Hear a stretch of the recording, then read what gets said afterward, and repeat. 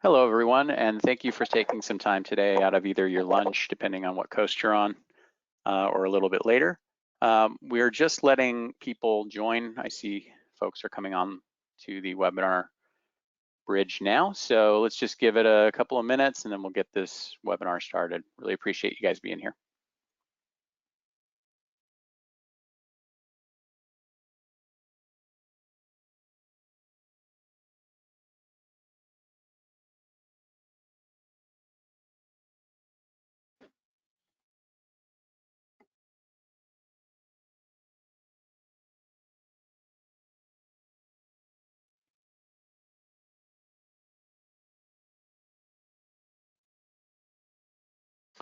All right, it's 12:30 on the dot. I never start these things on time, so we're just going to give everybody just a minute or two as I see people are joining right now. Get them settled, let them make sure the audio works, and we should get started here in the next minute or so. Thanks.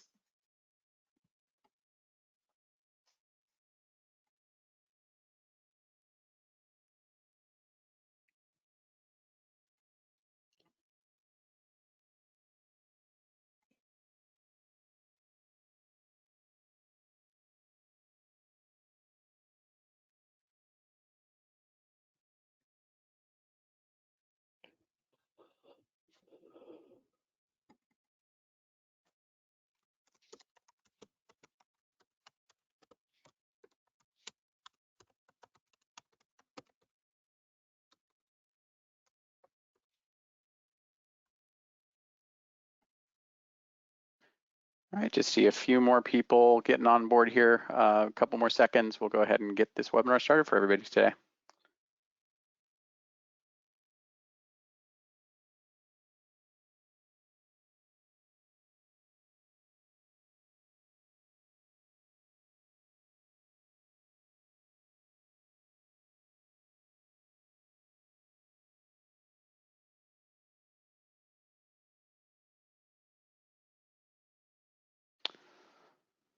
All right, it is 12:32 Pacific and somewhere 32 wherever else you are out in the world today. So we're going to get this free webinar moving along for everybody. I'm sure as people join, they probably won't miss much.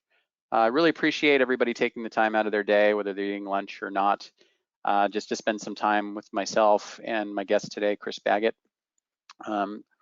What we're covering today is a oldie but a goodie. For those of you that know me in my career, I've done text message marketing for a really long time. So it's nice to bring this out and see if we can do some education. Today's webinar is called Casino Text Messaging, Compliance and Player Account Validation. Believe it or not, there's still innovations happening in text messaging. The way it's used today has changed, but a lot of things haven't changed. So what we want to do today is really deep dive into what it takes to build a text message program, some of the ins and outs of compliance, and maybe give some folks who didn't know a whole ton about text messaging and what goes into it and what you got to look out for and how to manage one, a little bit more information than they had before. Because if you're still working, great, this is good working knowledge. If you have a text message program, this can't hurt. Compliance is always a big deal. And if you're looking to get one, well, maybe we can help you out with that. So I want to thank everybody for joining, and I'm going to go ahead and get started. So who am I? Who's this guy tooting his own horn? I won't be as lengthy in saying who I am. I'm an independent consultant with my own company called MV Strategies. My name is Darren Withers. I've been in and around the casino space since about 2002. Started my career at a casino branding firm called Virgin out of Las Vegas, which is still there, working on direct mail primarily. Really got me excited about the idea of using direct marketing and loyalty programs. I thought casinos always had the most interesting issue, which is not being able to, in the early days, being able to promote gambling. I had to get really creative with the other amenities. So really took my education and applied that to digital. Worked for a company called Mobile Storm for about 6 years. I left there as executive vice president and GM, primarily working with gaming on their mobile and email campaigns and managing the technology and product. From there, I went to work for JoinGo, so I got into the mobile app realm for about a year and a half, and now I don't even know what I do anymore. Just put on these webinars and try to educate. So that's me. Other stuff I've done, I continually write for Casino Journal. I'm actually starting an article today. This has been inspiring, what's going on. So I think digital is going to have explosive growth for casinos who kind of maybe ignored it before. You know, we need more ways to communicate, and you know, I think online and mobile gaming will explode after this too, because we all got to generate revenue, and who knows if this will ever happen again. Today I also want to introduce Chris Baggett, the CEO of GoLive. I'm going to let Chris tell you a little bit about GoLive and who he is. Chris? Very nice to meet all of you. My name is Chris Baggett. I'm the CEO of GoLive. We're about a 12-year-old company. We are a very targeted software company that specializes in communications via mobile phones, IVR, things like that. It's an omni-channel program, but we customize our communications platforms dependent upon analytics, the audience that we're dealing with, and primarily compliance. We are heavily into TCPA, CTIA compliance, and all of the programs that we have start everywhere from United Healthcare, which we started the company 12 years ago, all the way down to casinos, which we started taking on about a year ago. We don't do everybody in the world. We take on very specific clients, and we help them with developing communication platforms that work extremely efficiently and compliantly for their clients. Thanks, Chris. And so Chris and I will be walking you guys through some different aspects of text messaging, text message marketing, and you know, Chris having to deal with the healthcare industry, security is a must, so we'll even touch on a lot of those issues as well. Brings us right into our agenda.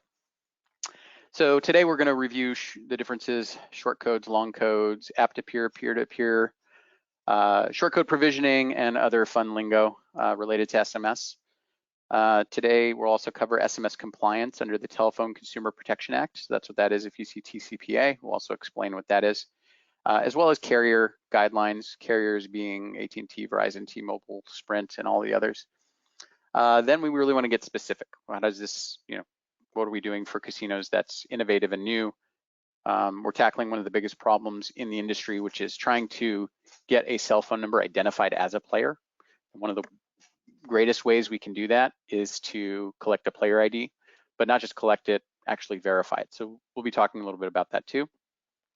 And then you'll notice, if you're familiar with GoToWebinars or not, you have the ability to put in a question. So as we go, feel free, ask whatever you want. We're going to try to keep the content to 30 minutes and reserve the rest of the time for Q&A. So if there's a lot of questions, we'll answer a lot of questions. If there's only a couple questions, we'll answer those. If there's none, then I'll make some up, and we'll answer a few of those too. So appreciate everybody being interactive. Fire away, but we'll save all of your questions for the end, but you can enter them as we go. So we're going to kick this off with the basics. Some of this may be redundant for folks who have done this for a long time, but it's even confusing for me, and I've built a career off of this stuff. So what is the difference between a short code and a long code? Well, short code is a 5 or a 6-digit number provisioned by cell carriers for the purposes of app-to-peer messaging, basically meaning a machine sending messages to people. But typically used for sending bulk marketing messages. And that's a key thing when we're talking about text messaging, is bulk and marketing. Those channels are treated differently than you texting a friend by the carriers themselves. And then, you know what, Chris, why don't you tell them about long codes? You're a little more knowledgeable on these than I am.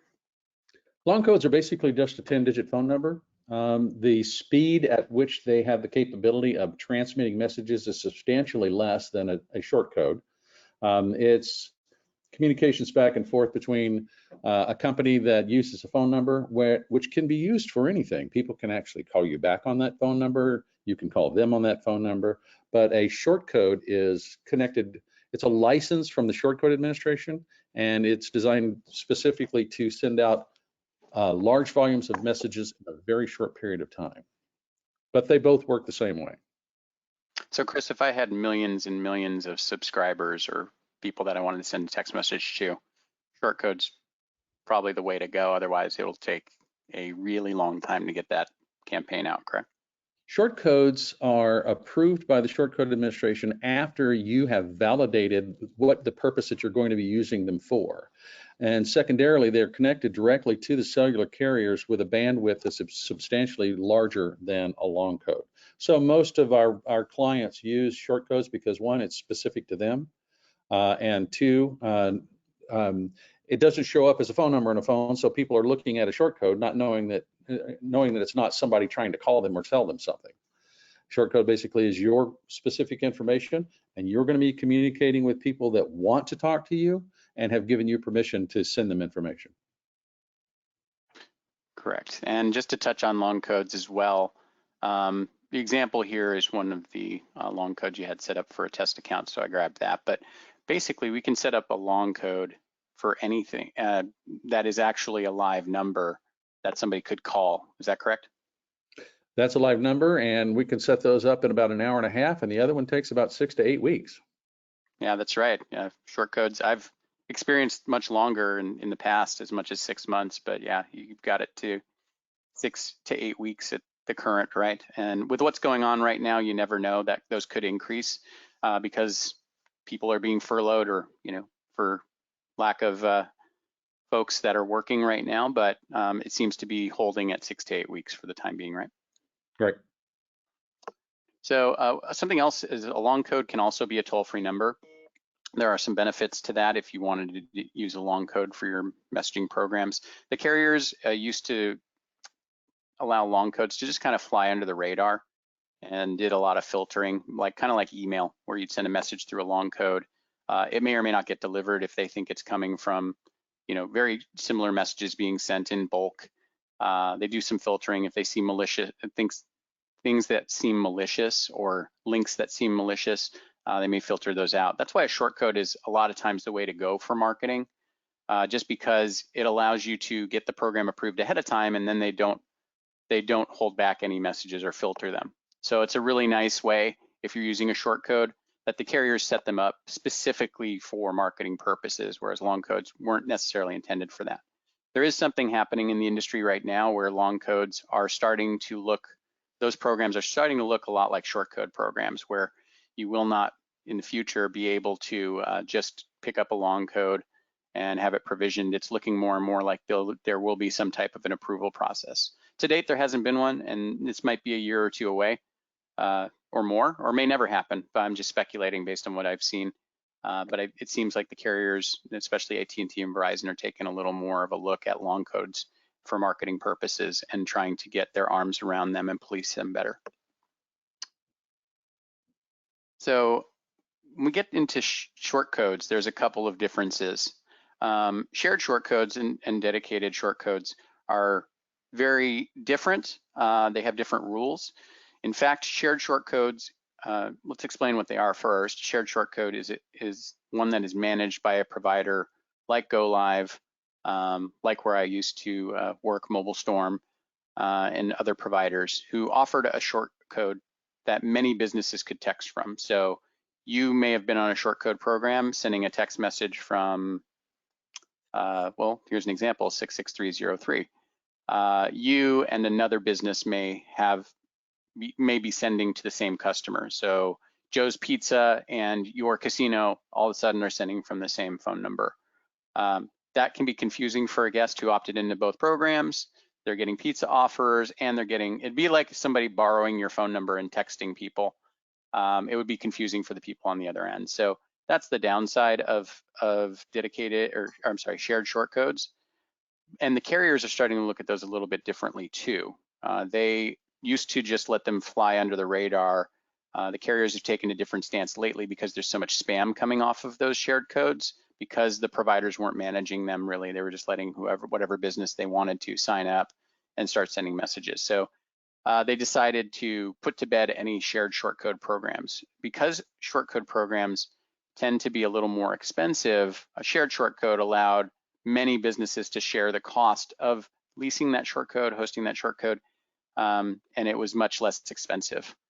But the carriers are now allowing us to have shared short codes that are industry specific. As long as everything being sent from the program, for instance, if I say, hey, this 66303, which is one we actually have set up, is specifically for casinos and casino offers. As long as I only have casinos sending from that code, that is a valid program. And that is something that we're offering out to the industry. Chris, why don't you tell everybody about a dedicated shortcode, kind of what that difference is? A dedicated shortcode basically is just an individual license per company that once it's approved by the carriers, you have to submit the provisioning for the shortcode to the carriers. They look at what you're going to be sending out, the type of messaging that you're sending out. They look at your terms and conditions on your website, and they have a set of guidelines, but that they go through. And once they're all approved and they go through, then you have complete access to use that shortcode for whatever messaging that you want to send out. And That's it's only yours. Right, and that, from a brand perspective, the way I look at it is you may want to consider a shared code as a starter program to get your feet wet, start some programs that work, and then graduate to a dedicated shortcode where that is part of your brand. You're going to keep it forever, and you're really dedicated to keeping the text message program alive. There is one step beyond the dedicated and the shared shortcode, which is called a vanity code. It's expensive, but it is a 5 or 6 digit code that you can use to spell out a word. And rather than publishing in a phone number and telling people to text join or something to a letter or a number, you could say text join to and spell out a digit word that they would send it to. And it's just from a marketing standpoint, it just identifies you a lot more clearly. But in most cases, it's really not necessary. Agreed. And, I think the repetitive ones are always best. Trying to spell something out on your phone isn't always the best user experience. So app-to-peer versus peer-to-peer. Some industry lingo, we're just trying to throw this in here so that everybody knows. But app-to-peer messaging is messaging that originates from an application. A2P is deliverable from a shortcode or a long code. So, systems like GoLive, they can support shortcodes or long codes. It doesn't really matter. Typically, different types of messages are treated differently. So when we talk about the laws under the Telephone Consumer Protection Act, carrier guidelines, they typically apply to marketing programs, but there's all sorts of other types of programs, right, Chris, where, security-based, I forgot my password or two-factor authentication that you deal with, right? Right party verification, different things like that, exactly. And then peer-to-peer messaging is what we all do every day, right? You're going to text me and say, hey, I'm going to meet you outside in 20 minutes, like you see in the example. Peer-to-peer messaging typically comes from a long code, 10-digit number. And, those go through different channels with the carriers. It's not bulk messaging, so they consider peer-to-peer handled differently, typically don't get filtered, and it's not as scrutinized as marketing messages or bulk messages. Chris, this is where your expertise is highly valuable. I'm barely going to talk on this one, but shortcode provisioning is a process, and it's something that you've gained a lot of expertise in. And just the sheer just getting a shortcode is unlike anything else. Even comparing it to getting a URL. The shortcode administration is the only entity that you can get these from, right? That's it. They license and manage all of those. We have an account with the shortcode administration and many shortcodes. It's just a matter of going in, providing them in advance with all the information about your company, what your information you're going to be sending out, and all of the other compliance issues that they're looking for, so that it's all up front with them. And the carriers approve it, and you're good to go. Yeah, and I've had a lot of clients feel differently. Some have wanted to have their own account with the Common Shortcode Administration. Some folks want their provider like GoLive to manage it for them. At the end of the day, that part doesn't matter. It's just all about who pays the bill, and it is a lot easier if the provider manages it, because there's things that will come due, such as billing and other things to manage that shortcode that need to be accessed, even when it comes to provisioning. So, a shortcode is leased. Nobody can ever own it. So that's another interesting thing about shortcodes versus like a URL. You actually lease a URL too. You pay for it yearly. So these are very similar in that regard, but you pay for it whether it's being used or not. Or if you don't pay for it, they put it back in the pool and then somebody has your short code and you can never get it back. So you can always go to this site, usshortcodes.com. You can pop in 5 or 6 digits and see if they're available. It's a really nice tool for folks that are thinking about it. But you know what? This is something that good providers handle for their clients and you don't have to deal with. Also, when you are the content provider, that's something you're going to hear a term used in when we talk about text messaging. It has a legal ramification to being the content provider.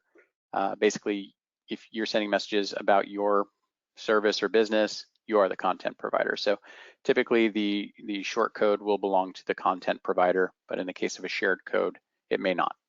It's just something to be aware of, a little bit of lingo for you guys.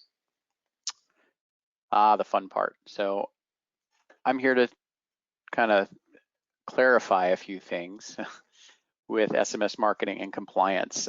These are the entities over on the right-hand side here that really matter when it comes to compliance. And, you know, there's so many layers, but I try not to make this scary. So this isn't scary, it just means follow the laws, right? It's not scary to drive a car if you stay in the lanes, and it's very similar to that. You know, you're always at risk of getting a ticket, but you know what, good drivers, they can go their whole lives without getting a ticket. So it's the same thing here.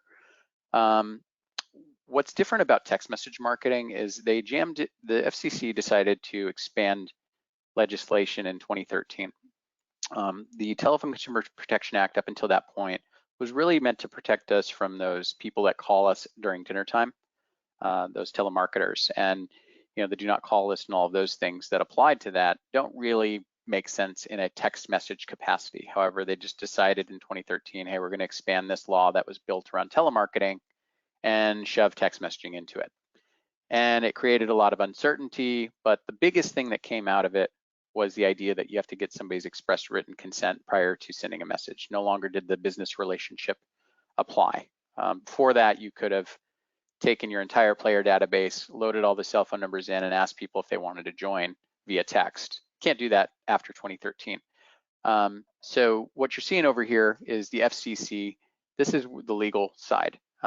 They've, instead of handing out fines for illegally sending people text messages, they decided to allow for lawyers to and consumers to be able to sue under the TCPA for punitive damages. And they've decided that it's either $500 or $1,500 per text received, depending on whether or not you did it intentionally. If you did it unintentionally, it's only $500 per text. It's nice of them to give that discount.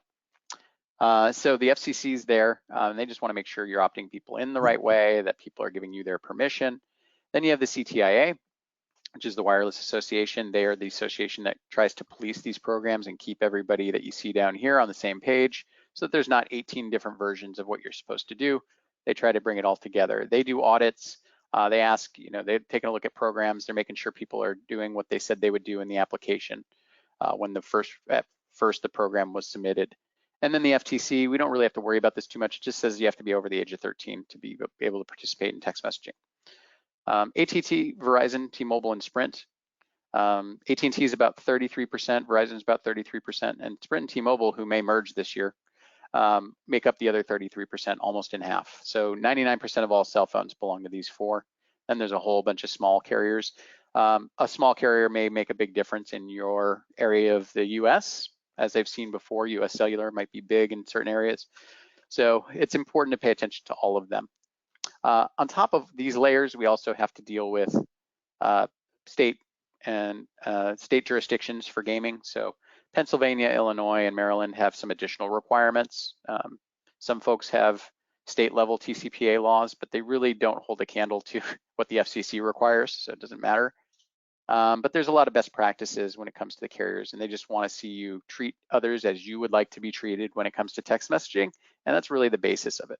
But these guys serve up audit, and they tell you, hey, fix this, don't say the word free, or whatever the case may be, and you fix it, and it's not a big deal.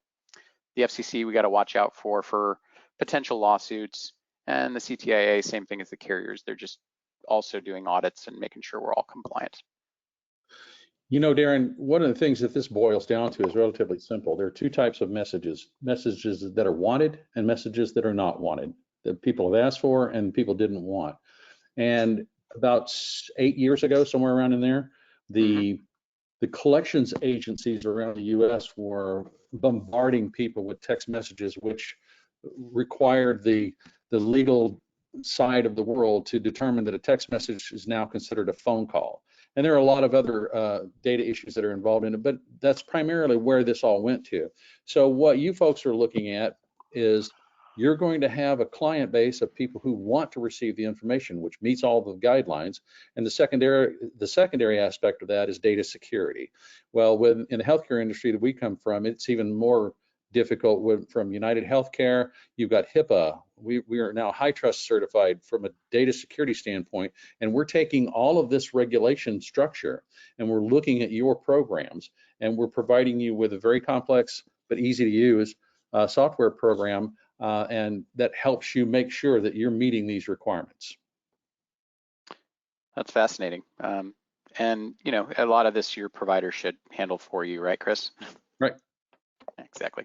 So It's the our telephone, job to make sure you do it right. exactly. And a lot of times there's things built into these platforms, including GoLive, that keep us from hurting ourselves. Right. So the TCPA, I'm going to start moving a little bit faster, but the TCPA is a really important piece. Basically, it says get express written consent. So that means when somebody either texts in from their phone a keyword to a shortcode, that's considered a legal opt-in. Going to a web form and entering a cell phone number, and as long as there's proper language, legal language there, that can be done as well. They can fill in paper, but who wants to keep that stuff on file for 3 to 5 years, right?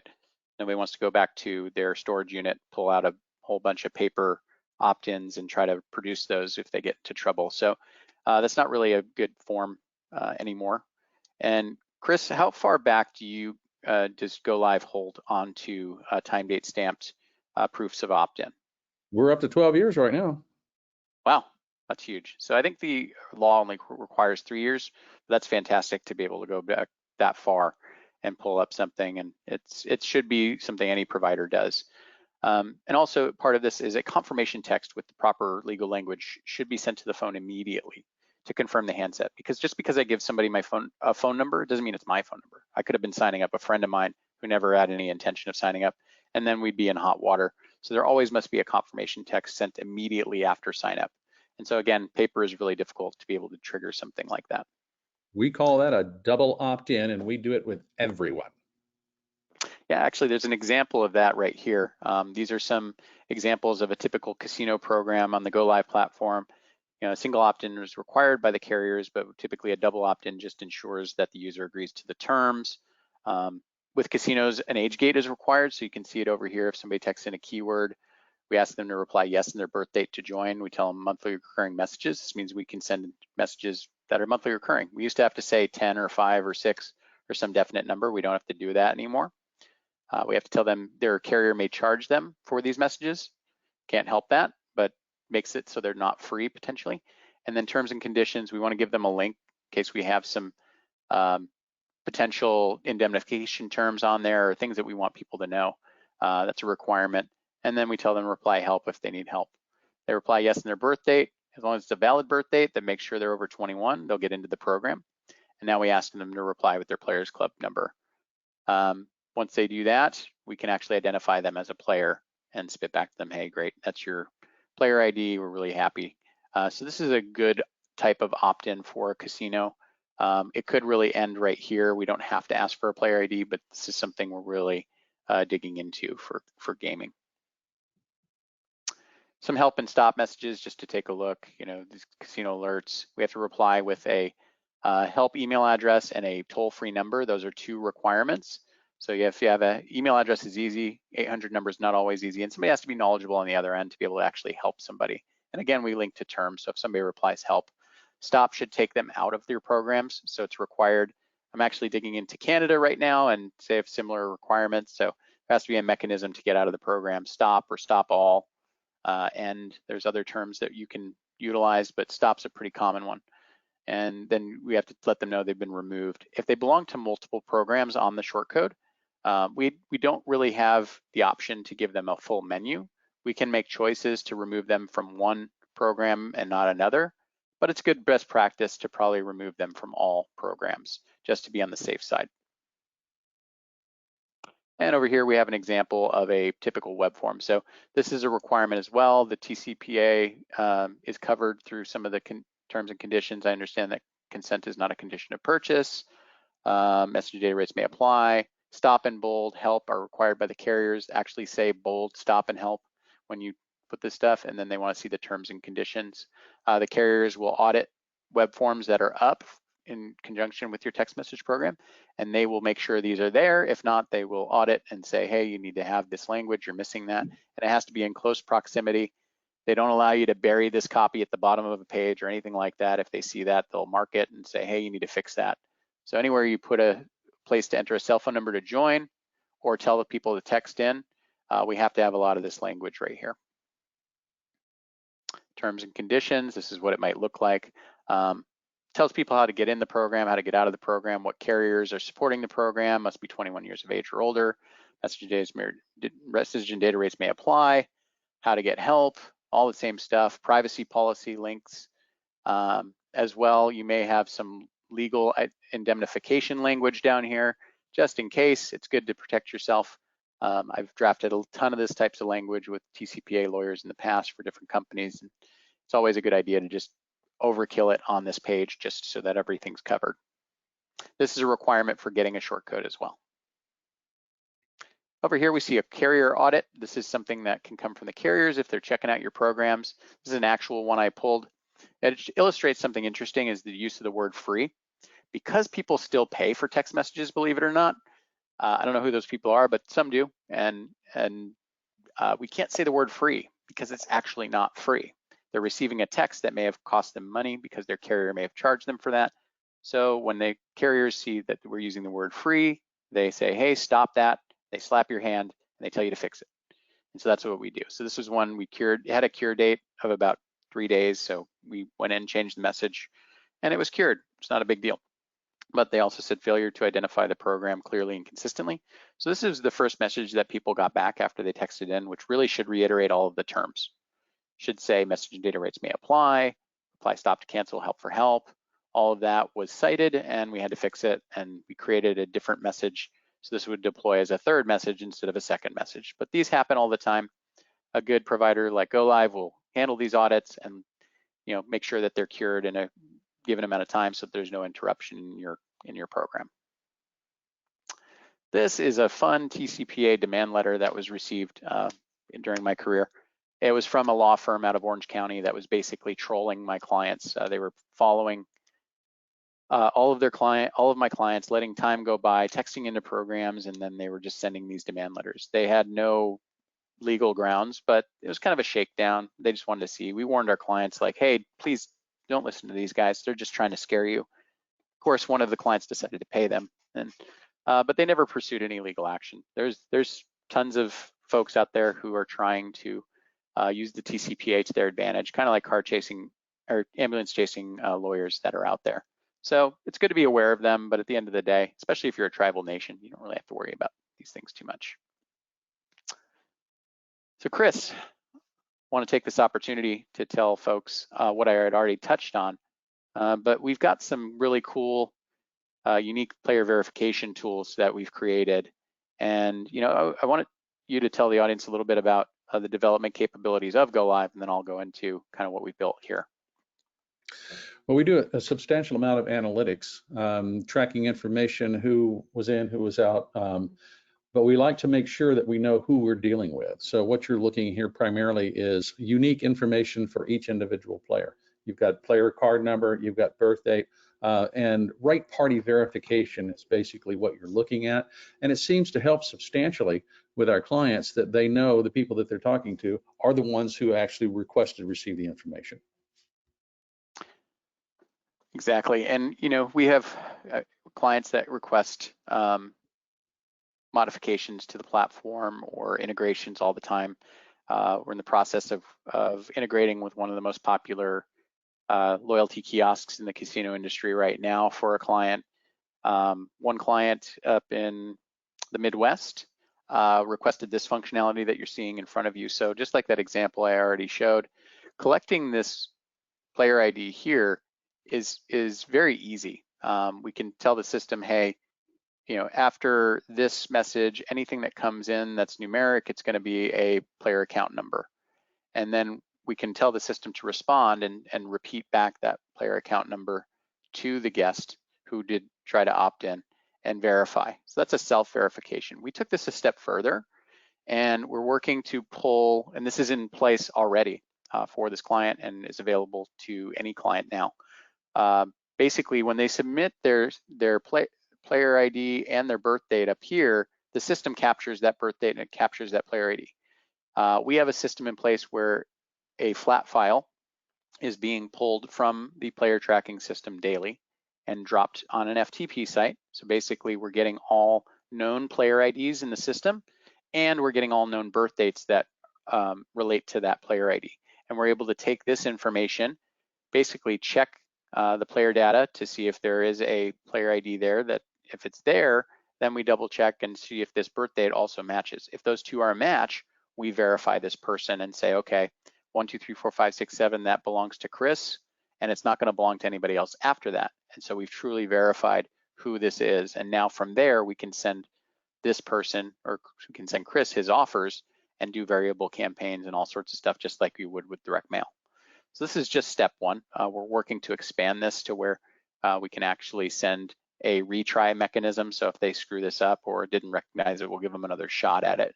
But that exists right now. And this is one of the hardest things to do with text messaging, because a lot of times we can't initiate the text message from the Players Club. So we have to go the opposite direction and try to do this. The kiosk integration also allows us to validate folks who submit their information on the kiosk, and then we can send them real-time text message just like this to opt in, and they'll be receiving their offers from there forward. So these are just some bulletproof ways that are unique to GoLive that help casinos do a better job of collecting data and making sure we're texting the right person, and when folks come in with offers, that we know that that's them. And anything that we have on our platform is available to you immediately. It can be automated or it can be done in a flat file format, whichever is preferable. Yeah, very flexible. Beyond the technology, there are some pieces that make a program successful that I always try to pitch. And so this is a real example. I've taken out all the names. So where you see the NV Strategies logo would have been a client. But this is a Players Club overview. So a lot of times the Players Club, in the focus groups that I've done recently for different clients in gaming, players tend to want to go to the Players Club to get help. So if they're having trouble with a program, a mobile app, a text message program, an email program, Players Club is their first line of defense. That's where they'll head over to, even above talking to family members. So it's good to arm your Players Club with documentation. Hey, how do I help? What do I need to know about the program? Some folks keep this in binders up at the Players Club. So this is a little example of how you might present this to your Players Club, so they could get at a glance, hey, all signups must go through this 3-step process. This particular property decided to have all signups come through the kiosk, so we wanted to show them this is what the process would look like on the user's phone. This is what should happen. What should they do? How do they tell players about the program? Well, sign up for mobile text alerts and get casino updates and qualify for exclusive text message offers. Just enter your cell phone at the promo kiosk. You'll receive a text message soon after, and then reply yes to join. So we want to give them that elevator statement that they could tell to anybody, and it's consistent. If players are having issues, just tell them to text the word rewards to the short code, and then they'll have to reply with their birth date. So we have a fallback in case maybe the system goes down or something like that, that we can still get people to join and get that very valid opt-in, but then we can go back later on and try to validate them. So, there's some things there that we want to be able to allow people how to get in, how to get out, because those are important to staying in compliance. So it's really important to educate, and then we can create a nice FAQ. Hey, how do I sign up for casino mobile alerts? Well, here's how you do that. What happens when I text? What if I receive an "we're sorry" message? Can I just give you my cell phone number and sign me up? Sorry, we can't do that. So every common question that could possibly be asked, we want to arm your people from day one with the mechanism to be able to help your guest have a successful interaction with the text message program. Even going as far as creating a email format for how the Players Club can then message marketing and say, hey, this person's having a problem. Well, we need to know their carrier. Okay, we also need to know what their phone number is. So we just want to make sure the Players Club knows how to collect that information from the guests so that we can help them later on. So all of this is a great best practice to try to make sure your teams are armed with the right stuff to be able to help your players have a successful program. And then we're working with partners to create new methods of data collection. This is something that's actually going to deploy in the market here very soon in California at a casino. It's built by a partner called Engage Nation. And what they're doing is applying games to get people to sign up at the Players Club while they're waiting for their card to be created. So a new player can come up, enter their email, enter their cell phone number, first name, last name, rewards number, enter their birth date, and then they'll just click register and play. And while they're waiting, that's my thumbprint right there. They can spin a wheel, click spin, and we'll have some prizes. You know, it could be something you're already giving away, like free play for every new sign up. It could be a tote. It could be drawing entries into a drawing to win something. But the idea is we want to make it fun for people to join, but we also want them to initiate this on their own so that we can be compliant with the law and get them into the system. So very unique tools that are out there that we can work with to try to get that opt-in and collect that data. And we can also collect that email data as well. So we've come up on time. We tried to keep it under 40 minutes. I went a minute over. We want to answer some questions for you guys while we got you on the phone, but let's just jump right into that. So Chris, this may actually be a good one for you from Elson asking, does the short code have to be numbers? If you turn it into letters, it's because you've requested a vanity code, and vanity code may or may not be available. So you'd have to do research and find out. They're all numbers. They're required the cellular carriers to be numbers, but you can post them as letters if you buy a vanity code.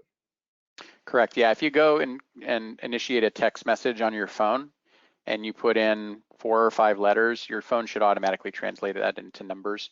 So when you go to your dial pad, it should show what those letters would translate into numbers and back and forth. So you can play with it, and yeah, but it's a little confusing on signage to say, you know, text the word casino to the word casino or something like that. It would be very strange for people. So, you know, I use that with caution, but it is possible. And yes, you can get a vanity code that spells something. Optum Healthcare has 167886, which spells Optum. So they can send text messages to the word Optum and to their dial on their phone, and they type in the word Optum and it comes out as a number. That makes sense. I find repeating numbers tend to be more memorable, like 777000, or, you know, but those are hard to come by these days. They seem to be all been snatched up. The people are so used to using numbers now for texting purposes. I mean, they're all pretty familiar with it. Chris, this is a good one for you. What's going on with rich content and MMS? MMS has been around for a long time. We're all certified for MMS. That allows you to send pictures and content. RCS is still being bandied about by the carriers. They haven't all approved it yet. So it's pretty much all the same stuff with the exception of AI. It's the ability to send images, whatever else it is that you want on a text message, which really isn't something we're looking to do at this point. Yeah, there are companies out there that are doing AI-driven communications. It's more in the guest services department, and they're typically using Longcodes instead of Shortcodes because it's a lot more expensive on Shortcodes. And you know, MMS stands for Multimedia Message Service, and the RCS stands for Rich Content Service. Rich content is a new thing. You've probably seen it if you know, it's very reminiscent of Apple Messages or some of the new messages from Android, where you can pull in content from the web and, you know, do big emojis and things like that. It's really going to open up the capabilities for text message marketing, and we're really on the verge of it. Only a couple of the carriers currently support it, so it's waiting for widespread adoption to really be something we can all use, and it will be available in the GoLive platform once it reaches full market penetration. Correct. And one big thing that's come up because of what's going on is a lot of folks are turning around and figuring out, hey, how can I communicate with my employees better during this time? So employee communications have been on the rise. I think, Chris, you were telling me your traffic's way up, right?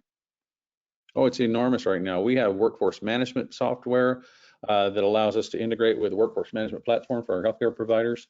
They request time off.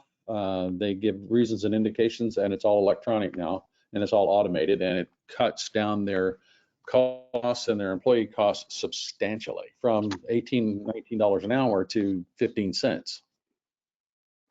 Oh, that's amazing. You know, and these are critical communications right now because we want to get quick information out to both players and guests and employees. So I'd recommend everybody have some type of text message program. And you know, today was just to give people a little bit of a dive on what goes into text message marketing compliance. But I also want people to think, you know, there's tons of use cases out there. You know, for instance, what if I could text your player when their free play was being redeemed? That would be huge, right? Because we can then cut down on fraud. Or when their PIN is reset at the Players Club. Now, these are just some advanced use cases that really have nothing to do with marketing, but they have great utility in the casino industry and helping you police your Players Club and your casino a little bit better from fraudulent activity. But there's also, hey, I forgot my PIN. You know, they could request a PIN potentially. We could allow people to kind of like a two-factor authentication if you've done that.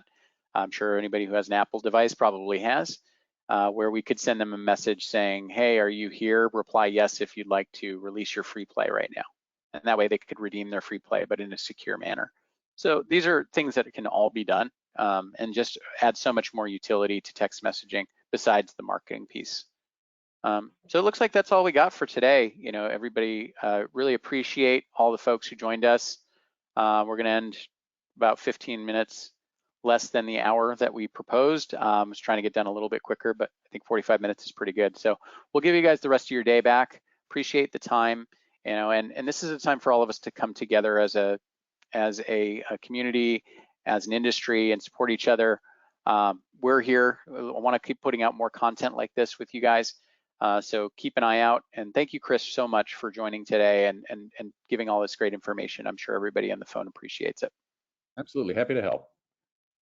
All right, well, thank you, everyone. We'll be recording this, so if you need it, just shoot us an email, shoot me an email.